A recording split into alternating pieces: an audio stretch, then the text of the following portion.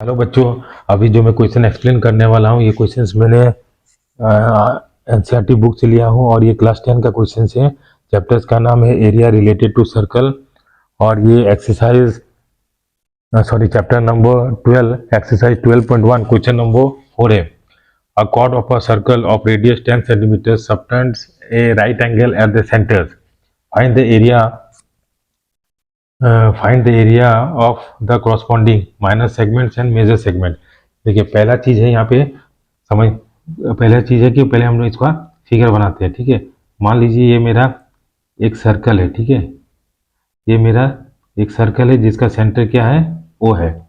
तो क्वेश्चन में बोल रहा है कि जो सेंटर ओ है और सेंटर ओ के साथ क्या करता है, सबटेंड्स है right angle at the centre. फिर एक कॉर्ड के साथ, देखिए मान लीजिए ये रेडियस है और ये मेरा कॉर्ड है, तो कॉर्ड के साथ वो सेंटर्स पे कितना डिग्री एंगल बनाता है, दैट इज 90 डिग्री। ये क्वेश्चन में दिया हुआ है। ठीक है, अब क्वेश्चन में तो मेरा ये ओ है सेंटर और ए है, ए बी है रेडियस, सॉरी ओ ए और ओ बी क्या है, रेडियस है, और ए बी क्या है, कॉर्ड। कॉर्ड के साथ दो रेडियस मिलके सेंटर्स पे कितना डिग्री एंगल बनाता है, 90 डिग्री का। क्वेश्चंस में ये दिया हुआ है। अब क्वेश्चंस में पूछ रहा है कि find the corresponding of the major segment and minor segment.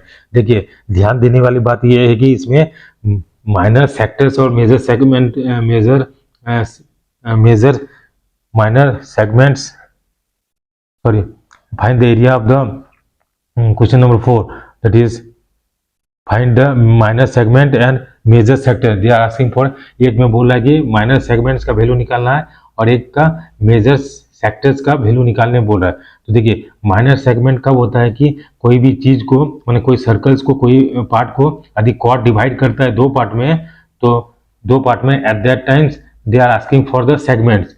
और कि सेक्टर्स मतलब जो एंगल्स डिवाइड करता है इस सर्कल्स को, तो at that time they are asking for the sectors. तो यहाँ पे क्या है कि मान लीजिए ए बी कॉर्ड है, तो ये क्या है, ये छोटा वाला पार्ट है, ये माइनर सेगमेंट है, और ये क्या है, ये ऊपर वाला दैट इज, ये ऊपर वाला दैट इज ये मेजर सेगमेंट है।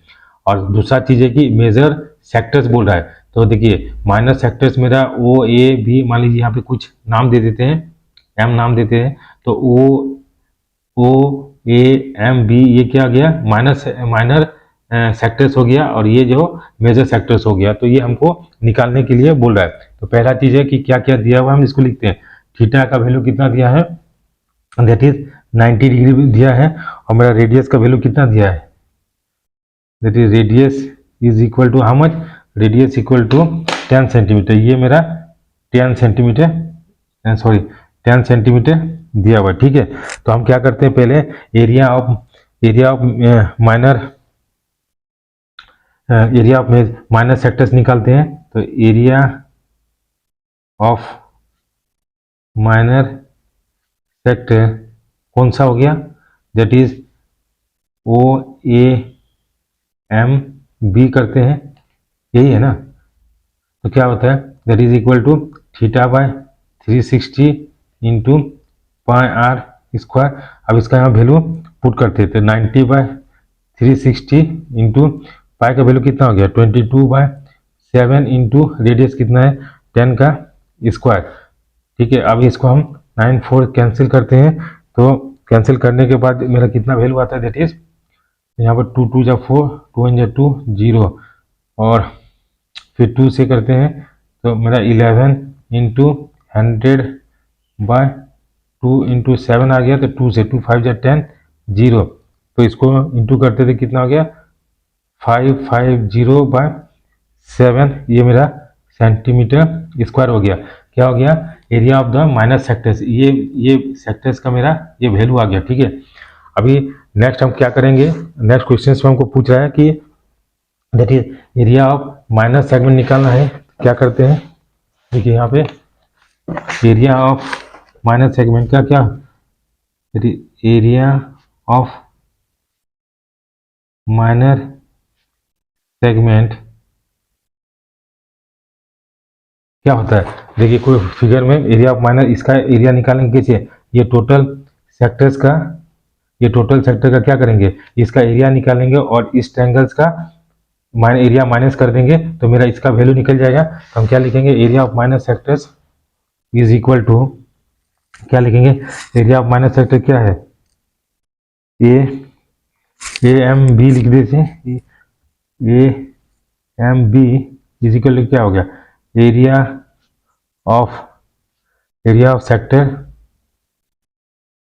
सेक्टर किसका, ओ ए एम बी और minus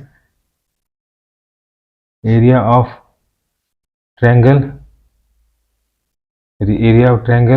what, area of triangle O A B है। ठीक है, अब हम क्या करते हैं, area of sector O B का वैल्यू निकालनी है, तो हमको क्या किया, area of triangle A O B, तो एरिया ऑफ ट्रायंगल क्या है, मतलब इस तरह का है, इसको हम अलग से हम ट्रायंगल बनाते हैं, इस तरह का है, तो ये सेंटर ओ है और ए है और बी है, तो परपेंडिकुलर बोल रहा है, तो मतलब ये एंगल कितना है मेरा 90 डिग्री है। ठीक है, ये 90 डिग्री है, तो ये 10 है और ये भी 10 है, तो मान लीजिए हमको फॉर्मूला क्या है, एरिया ऑफ ट्रायंगल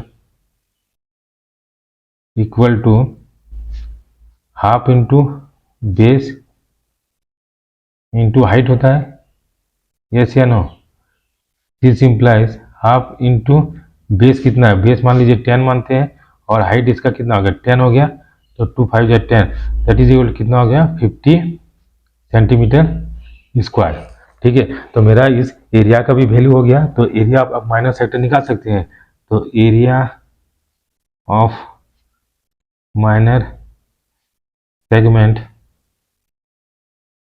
क्या, A M B is equal to क्या हो गया, कितना वैल्यू था इसका, दैट इज 550/7 और माइनस 50 यही था। अब इसको हम सिंप्लीफाई करते हैं, 550 और माइनस एलसीएम 7 5 30 7 5 35 350 और डिवाइडेड बाय क्या हो गया 7 हो गया, तो अब इसको 0.002/7, तो मेरा इसको कितना, इतना मेरा सेंटीमीटर या स्क्वायर आ गया।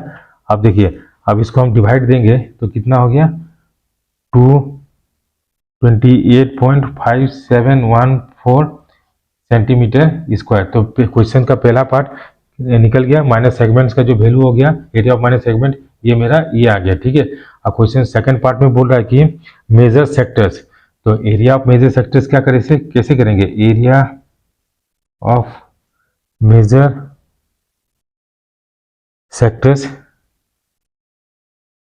Equal to how much, that is total circle का एरिया निकालेंगे, टोटल सर्कल का एरिया निकाल के इस पार्ट को माइनस कर देंगे, तो हम क्या लिखेंगे, area of major sector equal to area of a circle minus area of minor sector, yes या नो। तो एरिया ऑफ सर्कल कितना होता है पाई आर स्क्वायर, तो पाई इंटू रेडियस कितना है 10 का स्क्वायर माइनस वो एरिया ऑफ माइनर सेक्टर्स का वैल्यू कितना आया था 550/7।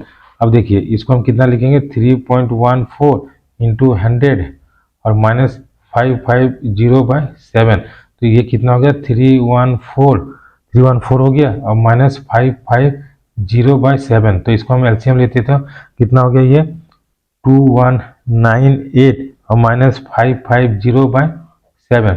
तो जब इसको हम ये किए हैं तो अब इसको माइनस करते हैं किसको